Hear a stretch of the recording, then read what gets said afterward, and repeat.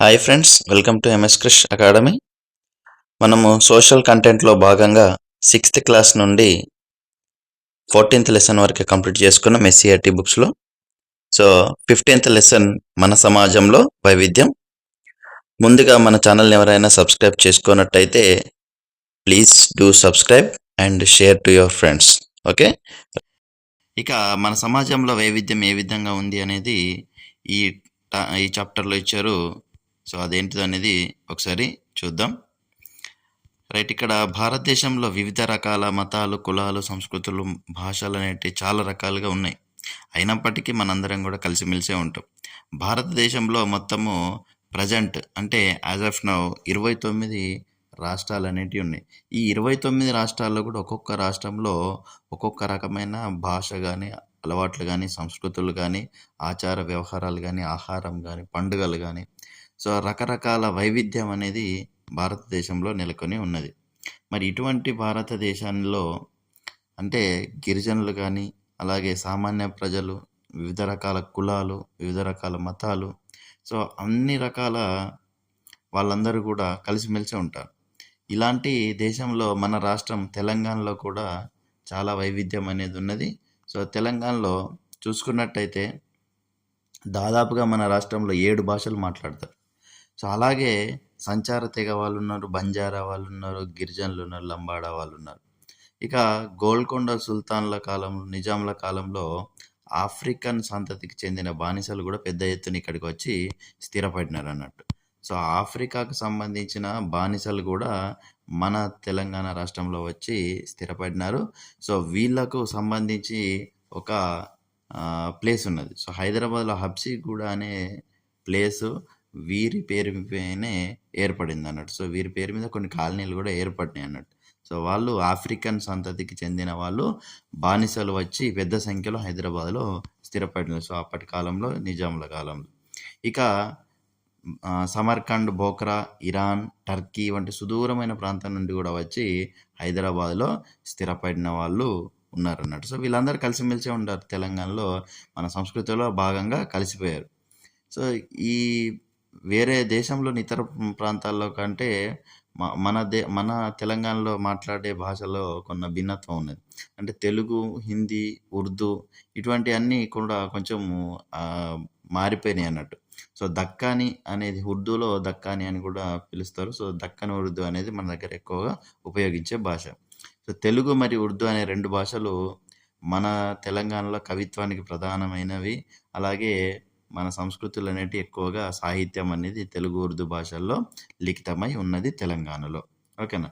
మరి ఇక్కడ వైవిధ్యం అనేది ఏ విధంగా అనేది కొన్ని ఉదాహరణలు ఇచ్చారు. సో దాని ప్రకారంగా మన తెలంగాణ యొక్క అలాగే భారతదేశం యొక్క వైవిధ్యాన్ని చూద్దాం. సో భారతదేశంలో థార్ ఎడారి ప్లేస్. సో ఒకవైపు థార్ ఎడారి ఉంటే మరొక వైపు మైదాన ప్రాంతాలు ఉన్నాయి, మరొక వైపు కొండల ప్రాంతాలు ఉన్నాయి. సో ఇట్లా మనకు డిఫరెంట్ రకరకాల వైవిధ్యతలు అనేటివి ఉన్నాయి. సో ఆ ప్లేసులు ఏ విధంగా ఉంటుంది అనేది చూద్దాం. థార్ ఎడారి అనేది భారతదేశం మరియు పాకిస్తాన్ సరిహద్దు ప్రాంతంలో ఉన్నది. సో దీంట్లో చాలా భాగం కూడా రాజస్థాన్ రాష్ట్రంలోనే ఉన్నది. సో ఈ రాజస్థాన్ రాష్ట్రంలో మార్వార్ అనే ప్లేస్ ఉన్నది.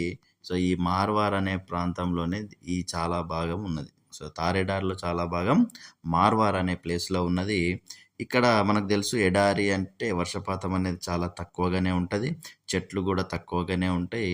అలాగే కొన్ని పంటలు పండించడానికి అక్కడక్కడ కొంత భూమి అనేది ఉంటుంది, గడ్డి మాత్రమే పెరుగుతుంది. ఇక్కడ అన్ని రకాల పంటలు కూడా పండించలేరు, ఒంటెలను మేపుకుంటారు. ఇట్లా రకరకాల పనులు చేస్తారు థార్ ఎడారిలో. వర్షాకాలానికి ముందే ఎవరైనా పశువులను మేపుకుంటూ వెళ్ళి మళ్ళీ వాళ్ళు తిరిగి చేరుకుంటారు అన్నట్టు. ఇక ఇరాన్, ఆఫ్ఘనిస్తాన్. మరి ఇక్కడ థార్ ఎడారిలో జనజీవనం ఎలా స్థిరపడింది అంటే ఇరాన్, ఆఫ్ఘనిస్తాన్ నుండి వచ్చేవారు లేదా ఆ దేశానికి వెళ్ళేవాళ్ళు. అప్పటి కాలంలో వర్తకులు ఉండేవాళ్ళు కదా. సో వీళ్ళకు షార్ట్ రూట్ ఏంటిదంటే ఈ ఎడారి ప్రాంతాన్ని దాటేస్తే మనం ఈజీగా పాకిస్తాన్, తర్వాత ఆఫ్ఘనిస్తాన్, ఇరాన్ అట్లా వెళ్ళొచ్చు అన్నట్టు. సో ఇక్కడ నుంచి అందుకే రాకపోకలు సాగించారు. వాళ్ళకు అనువైన ప్రాంతాల్లో వాళ్ళు విడిది చేసుకునేవాళ్ళు, అంటే వాళ్ళు రెస్ట్ తీసుకునేవాళ్ళు. సో అట్లా వర్తకులతో పాటుగా గుజరాత్‌లోని ద్వారకాకు వెళ్ళాలంటే అంటే నార్త్ స్టేట్స్ వాళ్ళందరూ గూడా గుజరాత్‌కి చేరుకోవాలంటే ఈ రాజస్థాన్ రాష్ట్రంలో నుంచే రావాల్సుంటది. అలాగే వివిధ ప్రాంతాలు పాకిస్తాన్ నుంచి కానీ, అటువైపు నుంచి గాని రావాలనుకున్నా ఈ థార్ ఎడారిని దాటుకొని రావాలి. అలాగే రాజస్థాన్‌లో ఉన్న అజ్మీర్ గాని, పుష్కర్ సరస్సును గాని, అలాగే అరబ్ దేశాల్లో ఉన్న మక్కా, మదీనాను సందర్శించే యాత్రికులు గూడా ఈ థార్ ఎడారిని దాటుకొనే వెళ్ళాల్సి ఉంటుంది. కాబట్టి ఇక్కడ అందువల్ల ఈ వర్తకులు గాని, లేకపోతే ఈ యాత్రికులు గాని, ఈ రాకపోకలు ఎక్కువ పెరగడం వల్ల ఇక్కడ జైసల్మీరు, బికనీరు, జోధ్‌పూర్ వంటి ముఖ్యమైనవి పట్టణాలుగా ఎదగడం జరిగింది. సో, వాళ్ళకు రాకపోకలు ఎక్కువున్నాయి గాబట్టి, ఆ ఊర్లన్నీ గూడా పట్టణాలుగా ఏర్పడినాయి. ఇక్కడికి వివిధ మతాలకు చెందిన ప్రజలు, బొహరా ముస్లింలు, సున్నీ ముస్లింలు, షియా ముస్లింలు, జైనులు గావచ్చు, శైవులు, వైష్ణవులు, సిక్కులు ఇలా రకరకాల వాళ్ళందరూ గూడా వచ్చి ఈ నగరాలలో స్థిరపడడం జరిగింది. అంతేకాకుండా ఇక్కడి నుంచి మార్వాడి వాళ్ళు వేరే ప్రాంతాలకెళ్ళిపోవడం జరిగింది. సో, ఈ మార్వాడి వాళ్ళు వేరే ప్రాంతాలకు వెళ్ళి స్థిరపడితే వివిధ ప్రదేశాల నుంచి రాజస్థాన్‌లోకి వచ్చి చాలామంది స్థిరపడినారు. సో, ఈ విధంగా మనకు రాజస్థాన్‌లో థార్ ఎడారి ప్రాంతంలో అవి ఒక పెద్ద పెద్ద నగరాలుగా వ్యాప్తి చెందినాయి. సో, వివిధ ప్రాంతాలకు చెందిన ఎందరో రాజులు ఈ ప్రాంతాల్లో రాజ్యాలను స్థాపించడం జరిగింది. సో, ఇక్కడ రాజస్థాన్‌లో రాజ్యాలను స్థాపించారు. ఎడారి నేలను వాళ్ళు ఎట్లా సాగు చేయాలో నేర్చుకున్నారు. సో, దానివల్ల థార్ ఎడారి అనేది ప్రపంచంలోనే అత్యంత జనసాంద్రత కలిగిన ఎడారిగా మారింది. సో, ఇది ఇంపార్టెంట్ బిట్. ప్రపంచంలో అత్యంత జనసాంద్రత కలిగిన ఎడారి పేరు ఏంటిదంటే థార్ ఎడారి. గుర్తుపెట్టుకోండి. ప్రపంచంలో అత్యంత జనసాంద్రత. సో, జనసాంద్రత అంటే ఒక చదరపు కిలోమీటర్లకు ఎంతమంది జనాలు నివసిస్తున్నారు అని తెలుసుకుంటే దాన్ని జనసాంద్రత అంటాం. సో, ఎక్కువ మంది నివసించే ఎడారి ఏంటిదండి? థార్ ఎడారి. ఓకేనా? రైట్. ఇక ఇక్కడి ప్రజలు ఒకప్పుడు సజ్జ రొట్టెలు, పెసరపప్పు, మినపప్పుతోటి అటువంటి ఆహారాన్ని తినేవాళ్ళు. అలాగే సాంగ్రీ చెట్లు, సాంగ్రీ చెట్లు, అలాగే ముళ్ళ పొదలకు కాసే కొన్ని కూరగాయలని తింటూ ఉండేవాళ్ళన్నట్టు. ఇక ఎండబెట్టి నిల్వ చేసుకొని కొన్నిటిని ఏడాది పొడవునా తినేవాళ్ళు. కానీ ఇప్పుడు ప్రెజెంట్ సిచ్యుయేషన్స్ అనేటివి మారిపోయినాయి. ఎడారిలాగా లేదు. అక్కడ కూడా అన్ని రకాల వస్తువులనేటివి ఏర్పడినాయి. ఇప్పుడు మనకి ఇడ్లీ, సాంబార్ నుంచి పిజ్జా, ఐస్ క్రీమ్‌ల వరకు అన్నీ కూడా అక్కడే లభిస్తున్నాయి. అన్ని రకాల పదార్థాలు దొరుకుతున్నాయి. ఓకేనా అండి. సో, ఇది మన థార్ ఎడారిలో ఉన్న ముఖ్యమైన విషయాలు. అలాగే ఈ ప్రాంతపు పశువులు బాగా పాలిస్తాయి. వీటితోటి మంచి మిఠాయిలు తయారు చేస్తారు వాళ్ళు. సో, థార్ ఎడారిలో బికనీర్ అనేది మిఠాయిలకు ప్రసిద్ధి చెందింది. బికనీర్. సో, థార్ ఎడారిలో బికనీర్ అనేది మిఠాయిలకు, చిరుతిండ్లకు ప్రసిద్ధి చెందింది. మనకు చాలా ఊర్లలో ఈ రాజస్థాన్ నుంచి వచ్చిన వాళ్ళు మంచి మనకు బేకరీస్ అనేటివి పెడుతున్నారు చూడండి. సో, వాళ్ళకు తెలిసింది మంచి మిఠాయిలు, చిరుతిళ్ళు తయారు చేయడం అనేది. సో, వాటికి బాగా ఫేమస్ ఏంటిదండి? బికనీర్. ఓకేనా? గుర్తుపెట్టుకోండి. రైట్. ఇక థార్‌కు వచ్చిన ప్రజలంతా కూడా కొత్త రకమైన హస్తకళలు, బట్టలు, ఆహార పదార్థాలు వెంటబెట్టుకొని వచ్చేళ్ళు. అంటే వాళ్ళతో పాటు వాళ్ళు కూడా తీసుకొచ్చేళ్ళు అక్కడ స్థిరపడడానికి వచ్చిన వాళ్ళు. సో, అందువల్ల అక్కడ కూడా వైవిధ్యం అనేది చాలా వైవిధ్యం అనేది మనము గమనించవచ్చు. సో, థార్ ఎడారి వైవిధ్యాన్ని చూసి ఆనందించడానికి కూడా చాలామంది వేలాది యాత్రికులు ఎప్పటికిక్కడికి వస్తూ ఉంటారు. ప్రపంచంలో వివిధ ప్రాంతాల నుంచి. ఇక మన దేశంలోనే ఒకవైపు ఈ థార్ ఎడారి ఉంటే మరొక వైపు సిక్కిం ఉంది. ఇది హిమాలయాల ప్రాంతము. అంటే చల్లని ప్రాంతము, మంచు ప్రాంతము. ఇది హిమాలయాల తూర్పు ప్రాంతంలో ఉన్నది సిక్కిం అనేది. సో, ఎత్తైన శిఖరాలలో కాంచనగంగా అనేది కూడా ఒకటి. ఈ కాంచనగంగా అనేది ఈ సిక్కింలో ఉన్నది. సో, మన దేశంలో లేదా హిమాలయాలలో ఎత్తైన పర్వతాలు కొన్ని ఉన్నాయి. సో, నంగా ప్రభాత్, కాంచనగంగా, ఎవరెస్ట్ ఇట్లాంటి చాలా రకాల ఎత్తైన శిఖరాలు ఉన్నాయి. సో, ఈ హిమాలయ పర్వత శ్రేణుల్లో ఉన్న ఎత్తైన శిఖరాల్లో ఒకటి కాంచనగంగా. ఈ కాంచనగంగా ఎక్కడుందండి? సిక్కిం రాష్ట్రంలోనే ఉన్నది. ఇక్కడ సంవత్సరం పొడునా చల్లగానే ఉంటది. మనందరికీ తెలుసు కదా! అట్లాగా అది హిమాలయ ప్రాంతం కాబట్టి సో, శీతాకాలంలో మంచుతోటి కప్పి ఉంటది. ఇంకా ఎక్కువ చలి ఉంటది కాబట్టి అక్కడ మంచుతోటి కప్పి ఉంటది. వర్షాకాలంలో అధికంగా వర్షపాతం అనేది ఉంటది. లోయలు గుండా అనేక నదులు ప్రవహిస్తూ ఉంటాయి. ఎందుకంటే ఇక్కడ ఎక్కువ కొండల ప్రాంతాలు కాబట్టి సో, అక్కడ వర్షపాతం కూడా ఎక్కువనే ఉంటది. భారతదేశంలో నేపాల్, భూటాన్, టిబెట్ సరిహద్దు ప్రాంతం ఇది. సో, నేపాలు, భూటాను, అంటే టిబెట్. సో, టిబెట్ అనేది ప్రెజెంట్ చైనాలో అంతర్భాగంగానే ఉన్నది. సో, చైనా ఇది మాదే అని చెప్పుకుంటున్నదన్నట్టు. సో, అందువల్ల ఇక్కడ అన్ని ప్రదేశాల నుంచి ప్రజలందరూ స్థిరపడ్డరు అప్పటి కాలంలో. అందులో కొందరు నేపాలోళ్ళుంటారు, కొందరు టిబెటోన్లుంటారు, అలాగే కొందరు భూటానీలు కూడా ఉంటారు. సో, ఇక్కడ ఒక ఫోటో ఇచ్చాను చూడండి. ఇది రూమ్ టెక్ అనే మఠం. సో, ఈ మఠం పేరు రూమ్ టెక్. ఈ రూమ్ టెక్ మఠం ఎక్కడుంది అని అడిగితే మనం సిక్కిం అని గుర్తుపెట్టుకోవాలి. ఒకటి క్వశ్చన్ వచ్చంటే ఓకేనా అండి. రూమ్ టెక్ మఠం ఎక్కడుందండి? సిక్కింలో ఉన్నది. మరి ఈ సిక్కిం ప్రజలు మన రాష్ట్రంలో 7 భాషలు మాట్లాడితే సిక్కింలో 11 భాషలు మాట్లాడతారంటండి. ఓకేనా. సిక్కింలో 11 భాషలు మాట్లాడుతూ ఉంటారు. మన తెలంగాణలో 7 భాషలు మాట్లాడతారు. ఇక్కడ బౌద్ధ మతాన్ని తెచ్చిన టిబెట్ లామాలతో, సో టిబెటన్లో లామాలు అంటే వాళ్ళు బౌద్ధ గురువులు ఉంటారు, సో మత ప్రచారకులు ఉంటారు. సో ఆ లామాలు ఇప్పుడు దలై లామా మనకు తెలుసు కదా. సో అట్లాంటి ఫేమస్ వాళ్ళు అంటే లామాలు ఉంటారు. వీళ్ళకి అత్యంత సన్నిహితం ఉంటుంది ఈ సిక్కిం ప్రజలకు. సిక్కింలో వీళ్ళు చాలా మఠాలను నిర్మించడం జరిగింది. సో మనకి ఇక్కడ ఫోటోలా కనిపిస్తున్నది ఏంటిదంటే కాంచనగంగ అనేది. సో ఈ శిఖరం ఉన్నది కానీ, సో కాంచనగంగ శిఖరం మనకు ఫోటోలా కనిపిస్తున్నది. ఓకేనా, రైట్. ఈ మరి సిక్కిం అనేది ముందు నుంచి మన దేశంలో రాష్ట్రంగా లేదు. సో 1975 వరకు 1975 వరకు సిక్కిం అనేది మన దేశంలోనే లేదు అసలు. సో ఇది 1975 వరకు స్వతంత్రంగా ఉన్నది. ఈ సిక్కింను ఒక రాజ్యంగా చోగ్యాల్ అనే వంశపు రాజులు పరిపాలిస్తూ ఉండేవాళ్ళు. సో ఆ సంవత్సరంలోనే భారతదేశం 1975లో మన దేశంలో కలిసిపోయి ఒక రాష్ట్రంగా ఏర్పడటం జరిగింది. సో చోగ్యాల్ వంశపు రాజులు ఎవరండి?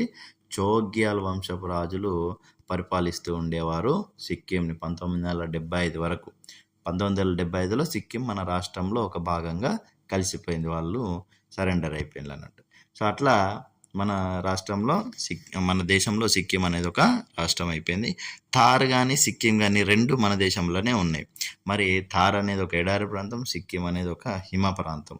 భిన్నమైన సంస్కృతులు ఉన్నాయి, భిన్నమైన మతాలు ఉన్నాయి, భిన్నమైన జాతులు ఉన్నాయి, ఆచార వ్యవహారాలు ఉన్నాయి. సో కాలక్రమంలో మన దేశంలోకి వచ్చిన కొత్త వాళ్ళతోటి వాళ్ళ జీవన విధానం మనతో కలిసిపోతాయి, మన జీవన విధానం వాళ్ళతో కలిసిపోతాయి. సో ఈ విధంగా మన దేశంలో భిన్నత్వంలో ఏకత్వం అనేది సాధ్యమైంది అన్నట్టు. అలాగే ఇంకొక ప్లేస్ గురించి కూడా ఇచ్చిండు, అదే పాండిచ్చేరి. సో ఈ పాండిచ్చేరి అనేది యాక్చువల్గా అయితే భారతదేశానికి ఆగ్నేయ తీరంలో ఉన్నది. సో తమిళనాడు సైడ్ అన్నట్టు. సో ఈ పాండిచ్చేరి అనేక యూరోపియన్ వ్యాపార సంస్థలు వాళ్ళందరూ కూడా, అంటే డచ్ వాళ్ళు కావచ్చు, పోర్చుగీసు, ఇంగ్లీషు, ఫ్రెంచ్, బ్రిటిష్, వీళ్ళందరూ కూడా ఫస్ట్ అక్కడ వచ్చి స్థావరాలు ఏర్పాటు చేసుకోవడం జరిగింది. అందుకని అక్కడ కల్చర్ అనేది వెస్ట్రన్ కల్చర్ ఎక్కువగా మనకు కనిపిస్తూ ఉంటుంది. సో కాలక్రమంలో 1954 వరకు పాండిచ్చేరి ప్రజలు ఇండియన్ యూనియన్లో చేరడానికి ముందు వాళ్ళు ఫ్రెంచ్ వారి ఆధీనంలో ఉండేవాళ్ళు. సో ఫ్రెంచ్ వారు పాండిచ్చేరిపై తమ అధికారాన్ని వదులుకున్నారు ఎప్పుడండి? 1954లో. సో 1954 వరకు ఈ పాండిచ్చేరికి సంబంధించిన ప్లేసులు అనేటివి ఫ్రెంచ్ వారి ఆధీనంలో ఉండే. ఇక పాండిచ్చేరి తమిళులతో పాటుగా చాలామంది ఫ్రెంచ్ మాట్లాడే వాళ్ళు, ఇతర భాషలు మాట్లాడే వాళ్ళు కూడా ఉన్నారు. బ్రిటిష్ వారికి వ్యతిరేకంగా ఉద్యమం జరుగుతున్నప్పుడు కూడా తమిళనాడుకు చెందిన గొప్ప జాతీయ కవి సుబ్రహ్మణ్య భారతి. సో ఈ సుబ్రహ్మణ్య భారతి గారు, అలాగే బెంగాల్ నుండి వచ్చిన మరొక ప్రముఖ జాతీయతావాది. మొదట్లో ఆయన విప్లవవాదిగా ఉండేవాడు. ఆ తర్వాత ఒక ఆధ్యాత్మిక ఋషి, అంటే కంప్లీట్ ఆపోజిట్గా మారిపోయి ఆధ్యాత్మిక ఋషిగా అవతరించిన వాడు అరవింద ఘోష్. సో వీళ్ళిద్దరు కూడా పాండిచ్చేరిలో నివాసం ఏర్పాటు చేసుకున్నారు. సో జాతీయ కవి సుబ్రహ్మణ్య భారతి ఈయన తమిళనాడుకు చెందినవాడు. అలాగే బెంగాల్కు చెందిన వ్యక్తి అరవింద్ ఘోష్, ఈయన పాండిచ్చేరిలోనే ఉండేవాడు. సో ఈ పాండిచ్చేరికి వచ్చిన తర్వాత అరవింద్ ఘోష్ గారు, అలాగే ఆయన యొక్క ఫ్రెంచ్ శిష్యురాలు అరవింద్ ఘోష్ గారు, అలాగే ఆయన యొక్క ఫ్రెంచ్ శిష్యురాలు అమ్మ. సో ఆమె పేరు అమ్మగా మార్చుకున్నది. సో వీళ్ళిద్దరు కలిసి అరవింద ఆశ్రమాన్ని స్థాపించారండి. సో ఓకేనా. సో అరవింద ఆశ్రమాన్ని స్థాపించడం జరిగింది ఎక్కడండి? పాండిచ్చేరిలో. ఇది ప్రపంచ సహకారం మరియు శాంతి అనే ఉద్దేశంతో ఇది ఏర్పాటు చేయడం జరిగింది. దీనికి ఐక్యరాజ్య సమితి మద్దతు కూడా ఉన్నది.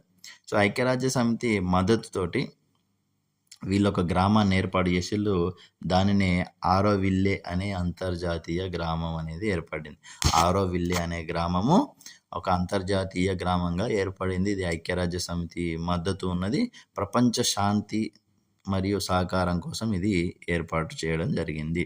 సో ఇక్కడ మానవజాతి ఏకత్వాన్ని, అంటే మానవులందరూ ఒక్కటే సమానమే అని చెప్పడానికి దీన్ని ఏర్పాటు చేయడం జరిగింది. ఇక్కడ ప్రపంచంలోని ప్రజలందరూ కలిసి ఉంటారు. ఎందుకంటే పాండిచ్చేరిలో ఫ్రెంచ్ వాళ్ళు కావచ్చు, మిగతా రకాల వాళ్ళు కావచ్చు, హిందువులు, అలాగే ఇండియన్స్, డచ్ వాళ్ళు, అట్లా రకరకాల వాళ్ళందరూ కూడా ఉన్నారు. ఇలా భిన్నత్వంలో ఏకత్వం అనేది మన దేశంలో సాధ్యమైంది. సో బ్రిటిష్ వాళ్ళతో పోరాటానికి వీళ్ళందరూ కూడా కలిసిపోయి పనిచేయడం అనేది కూడా చాలా ఉపయోగపడింది. సో ఈ విధంగా సామూహిక పోరాటం అనేది జరిగింది. సో భారత ప్రజానాయక మండలి ఇప్టా. సో ఇక్కడ ఒక చిన్న కవిత ఇచ్చిండు. రక్తపు టేరులు ప్రవహించిన రోజు మరిచిపోవద్దు స్నేహితుడా, సంతోషాల మధ్య మమ్మల్ని తలుచుకొని ఒక కన్నీటి చుక్క రాల్చండి. ఇట్లా ఒక మంచి పోయటిక్గా ఇచ్చిండు. సో జలియన్ వాలా బాగ్ దారుణమైన కాండం జరిగిన తర్వాత ఈ పాట పాడడం జరిగింది.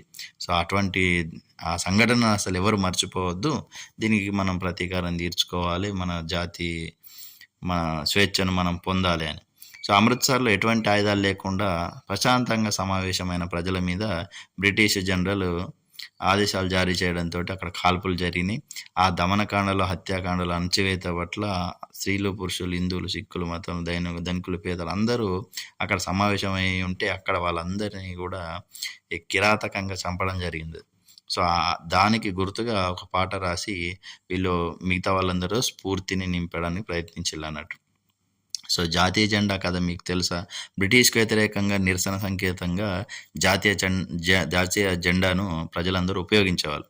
జవహర్లాల్ నెహ్రూ గారు డిస్కవరీ ఆఫ్ ఇండియా, సో ఇది చాలా ఇంపార్టెంట్. డిస్కవరీ ఆఫ్ ఇండియాని ఎవరు రాసిందంటే జవహర్లాల్ నెహ్రూ గారు.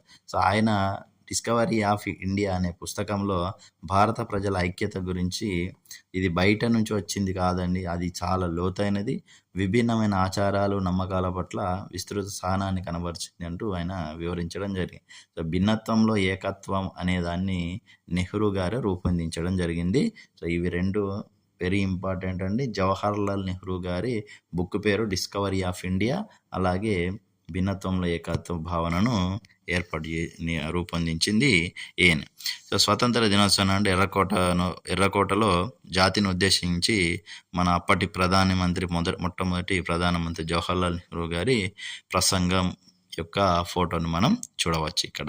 సో ఇది మనకు ఇచ్చిన లెసన్. నెక్స్ట్, సో భారతదేశ వైవిధ్యాన్ని తెలుసుకున్నాం కానీ, సో స్త్రీ పురుష సమానత్వం దిశగా ఏ విధంగా పయనించిందో మనం చూద్దాం.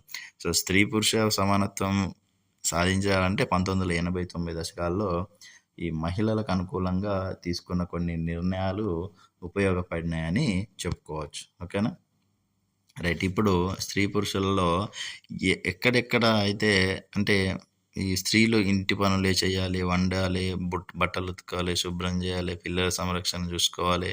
అదే మగవాళ్ళు అయితే వ్యవసాయం, పరిశ్రమలు, ఉద్యోగాలు అంటూ ఇట్లా రకరకాల వ్యత్యాసం అనేది చూస్తున్నాం మనం. ఇంతకు ముందు కూడా ఇంకా ఎక్కువ ఉండేది అన్నట్టు. సో ఇటువంటి పరిస్థితుల్లో స్త్రీలు సహజంగా ఇలాగే ఉంటారా అంటే, స్త్రీలు సహజంగా పురుషుల కన్నా బలహీనులని, చాలా బాధ్యతాయుతంగా ప్రేమగా ఉంటారని, సో సమస్యలకు ఎదురు తిరిగే తత్వం వాళ్ళలో ఉండదు అని అందరూ భావిస్తారు. సో వాళ్ళకు కొన్ని పనులు అంటే ఈ పనులకే వీళ్ళు పరిమితం అని అనుకుంటూ ఉంటారు సమాజం. సో అది నిజం కాదు అని చెప్పడమే ఈ పాఠం యొక్క ఉద్దేశం. సో దీనిలో చాలా లోతుగా చర్చిస్తే మనకు రకరకాల విషయాలు అనేటివి మనం గమనించవచ్చు. సో స్త్రీలలో ఉండే లక్షణాలు, పురుషుల్లో ఉండే లక్షణాలు కావచ్చు, వాళ్ళు చేసే పనులు, వీళ్ళు చేసే పనులు, అలాగే వారికి మహిళలకు ఇస్తున్న గౌరవం, వాళ్ళు చేసే పనులకు ఇస్తున్న గౌరవం అనేది ఈ పాఠ్యాంశంలో చర్చించడం జరిగింది. చరిత్రలో చూస్తే రాజులుగా, మత పెద్దలుగా, ప్రధాన అధికారులుగా పురుషులే ఉంటారు. సో చట్టం, న్యాయం అన్నీ కూడా పురుషులే తయారు చేసేది కాబట్టి పురుషాధిక్యతకు కొంచెం ఎక్కువ ప్రాముఖ్యత ఇవ్వడం జరిగింది. సో స్త్రీలు పురుషుల మధ్య ముఖ్యంగా 2 రకాల భేదాలు కనిపిస్తాయి. ఒకటి శారీరకమైనది, అలాగే రెండవది సామాజికంగా చిన్నచూపు అనేది. సో సో ఈ విధంగా స్త్రీల పురుషులకు సంబంధించిన వివక్షత అనేది ఉన్నది. బాలబాలిక పెంపకాల్లోనూ కూడా చాలా తేడాలుంటాయి. సో బాలబాలికల పెంపకాల్లో కూడా వారికి అందించాల్సిన విద్యను గానీ, లేదా అక్షరాస్యత అనేది మనం చూసుకున్నప్పుడు వారి యొక్క సంఖ్యను కూడా చూసుకుంటే బాలికలు, బాలుల సంఖ్య అనేది చూద్దాం. 1951లో ప్రతి 1000 మంది పురుషులకు 946 మందే స్త్రీలుండేవాళ్ళు. 1981 వచ్చేసరికి ప్రతి 1000 మందికి 934 మందే స్త్రీలున్నారు. అంటే సంఖ్య చాలా తగ్గిందన్నట్టు. అలాగే 2011కు వచ్చేసరికి 940కి చేరుకున్నది. అంటే కొంత మళ్ళా పెరిగిందన్నట్టు. సో ఈ విధంగా స్త్రీలు అనేవాళ్ళు పురుషుల సంఖ్య కంటే తక్కువగా ఉన్నారు. తెలంగాణ పరిస్థితిని కనుక చూసుకున్నట్టయితే 1991లో ప్రతి 1000 మందికి 969 ఉండే. అదే 2011లో చూసుకున్నట్టయితే ప్రతి 1000 మందికి 988 మంది ఉన్నారు. సో ఈ విధంగా తెలంగాణ రాష్ట్రం చూసుకున్నట్టు చాలా బెటర్గా ఉన్నట్టే. ఈ లింగ నిష్పత్తిలో అంటే 1000 మందికి 988 అంటే చాలా రాష్ట్రాల కంటే మన తెలంగాణ బెటర్ ప్లేస్లోనే ఉన్నట్టు. సో ఈ విధంగా చూసుకుంటే బాగుందని అనిపించినా కూడా 6 సంవత్సరాల లోపు పిల్లల్ని చూసుకుంటే మాత్రం ఇక్కడ జనాభాలో చాలా వ్యత్యాసం అనేది ఉంది అనేది మనం గమనించవచ్చు. సో ఈ విధంగా చూసుకున్నప్పుడు సో ఇక్కడ ఇయర్స్ ఇచ్చాడు. అలాగే బాలురు బాలికల నిష్పత్తి ఎంత అనేది ఇక్కడ ఇవ్వడం జరిగింది. సో ఇక్కడ 1991లో 1000 మందికి 978 మంది ఉంటే 2001 వచ్చేసరికి 963 అంటే క్షీణించింది. 2011 వచ్చేసరికి 933 అనేది వచ్చింది. సో ఈ విధంగా మనం చూసుకున్నట్టయితే 6 సంవత్సరాల లోపు పిల్లలకు సంబంధించింది ఇది. సో ఇక్కడ 6 సంవత్సరాల పిల్లల సంఖ్యను పరిశీలిస్తే మాత్రం తగ్గుతూనే వెళ్తుంది ఈ వ్యత్యాసం అనేది చూడండి. సో ఇట్లా అమ్మాయిల పరిస్థితి అనేది అభివృద్ధి చెందలేదు, మరింత క్షీణిస్తుంది అనేది మనం అర్థం చేసుకోవచ్చు. సో ఇలా టెక్నాలజీ వచ్చిన తర్వాత ఇక్కడ భ్రూణ హత్యలు అనేవి కూడా ఎక్కువగా జరిగినాయి. సో ఆడపిల్లలు పుట్టడానికి ముందే చంపడాన్ని భ్రూణ హత్యలు అని అంటారు. సో గర్భస్థ దశలోనే వాటిని హత్య చేస్తే వాటిని భ్రూణ హత్యలు అని అంటారు. సో ఈ విధంగా మగ శిశువులకు మాత్రం జన్మనిచ్చే అవకాశాన్ని వినియోగించుకోవడానికి టెక్నాలజీని ఉపయోగించారు. సో ఇప్పుడు అది నిషేధితం జరిగింది. ఇక్కడ మనము స్త్రీలు పురుషుల్లో అక్షరాస్యత శాతాన్ని మనం గమనించినట్టయితే తెలంగాణలో 100 మంది స్త్రీలలో 28 మంది మాత్రమే చదువుకొని ఉండేవాళ్ళు 1991లో. అలాగే 2011 నాటికి 58కి చేరింది అది. సో 28 నుండి అది 58కి చేరింది. మరి ఇదే కాలంలో పురుషుల అక్షరాస్యత అనేది 52 ఉండే అక్కడి నుంచి 75కు పెరిగింది. సో స్త్రీ పురుషుల్లో అక్షరాస్యతలో తేడా అనేది ఉన్నాయి. సో ఇది స్త్రీలు 58 మంది చదువుకొని ఉంటే పురుషుల్లో 75 మంది, 100లో 75 మంది పురుషులు చదువుకొని ఉన్నారు అనేది మనం గమనించవచ్చు. సో 58:75. ఓకేనండి, రైట్. ఇక్కడ మనం ఒకసారి గమనించినట్టయితే ఈ బ్లూ కలర్ బార్ అనేది మనకు పురుషులకు సంబంధించింది, రెడ్ కలర్ అనేది స్త్రీలకు సంబంధించింది. సో 53:29 ఉండే ఇది 2001 వచ్చేసరికి 68:46కి వచ్చింది. అలాగే 2011కి వచ్చేసరికి 75:58 అనేది అయింది. ఓకేనా, తెలంగాణ అక్షరాస్యత శాతం ఇది. ఈ విధంగా చూసుకున్నట్టయితే ఈ వివక్షతకు మరో కారణం స్త్రీలు తక్కువగా చదువుకొని ఉండడం, ఆడపిల్లలు చదువును ప్రోత్సహించకుండా వాళ్ళను ఇంటి పనికి, పొలం పనికి, షాపుల్లో ఒకవేళ ఏ ఆడపిల్లైనా బడికెళ్ళి చదువుకున్న అక్కడ నేర్చుకునే విషయాల్ని ఇంటి వద్ద మననం చేసుకునే అవకాశం దొరక్కపోవడం, ఇట్లా చాలా రకాల కారణాలు ఉంటాయి. వాళ్ళకి చదువులో నిరుత్సాహం చెందడానికి, లేకపోతే వాళ్ళు వెనుకబడడానికి, వారికి సరైన సదుపాయాలు, సౌకర్యాలు ఉండకపోవడానికి, సో వారికి అన్ని రకాల అవకాశాలు లభించకపోవడంతో మనకు అక్షరాస్యతలో వెనుకబడ్డారనేది అర్థమవుతుంది. సో ఇది మనకు స్త్రీలలో అక్షరాస్యతలకు కానీ, లేకపోతే లింగ వివక్షతకు కానీ, లింగ నిష్పత్తిలో కానీ, పనులలో కానీ వాళ్ళ పట్ల చూపిస్తున్న వివక్షతలు, అణచివేతలు అనేటివి మనం ఈ పాఠంలో చూడవచ్చు. అలాగే ఆస్తి హక్కు అనేది పిల్లలందరికీ తల్లిదండ్రుల సమాన హక్కు ఉంటుంది. సో ఈ విధంగా తల్లిదండ్రుల ఆస్తిలో భాగం అనేది పొందుతారు. సాధారణంగా అబ్బాయిలే ఆ ఆస్తి అనేది పొందడం జరుగుతుంది. సో స్త్రీలకు వాళ్ళకు రావాల్సిన ఆస్తులు అనేటివి లభించకపోవడం కూడా మనం గమనించవచ్చు. 1980లో వచ్చిన చట్టాలు దీనికి కొంత పరిస్థితుల్లో మార్పు తీసుకొచ్చి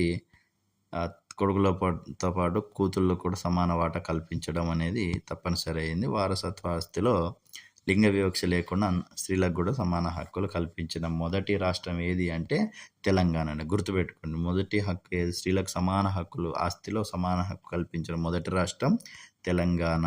ఓకేనా అండి? రైట్. ఇక స్త్రీలు ఇంటి పనితో పాటు చాలా పనులు చేస్తారు. ఉద్యోగాలు కానీ ఇట్లా రకరకాల పనులు చేస్తూ ఉంటారు. వాళ్ళు చేసిన పనికి కుటుంబీకులు కూడా వాళ్ళకు సరైన గౌరవాన్ని ఇవ్వాలి. సో స్త్రీలు కుటుంబాన్ని విడిచి చాలా రోజులు ఉండాల్సి వస్తే స్త్రీలకు వీలైనప్పుడు చేసే ఉద్యోగాలే అనుకూలం అంటూ తీర్మానిస్తారు. సో వాళ్ళు దూరంగా ఉండలేరు. పురుషులు ఉండి చేయగలరు కానీ స్త్రీలు అట్లా ఉండలేరు. అలాగే ఇలా వాళ్ళని శారీరకంగా ఒత్తిడికి గురి చేయడం, సామాజిక మర్యాద ఇవ్వకపోవడం, భద్రత లేకపోవడం, ఇటువంటి వాటి వల్ల కూడా వాళ్ళు ఉద్యోగాలు చేయడానికి భయపడే పరిస్థితి అనేది ఉన్నది. సో ఇక్కడ స్త్రీలలో కాస్త ముందడుగు వేసి కొంతమంది ముందుకు వచ్చి అంటే కొత్త కొత్త ఉద్యోగాలను కూడా చేయడం జరిగింది. ఇక్కడ మనం గమనించవచ్చు, మొదటి మహిళా rail engine driver Surekha Yadav గారు. సో మొదటి మహిళా డ్రైవర్ ఈమె రైల్ ఇంజన్లో.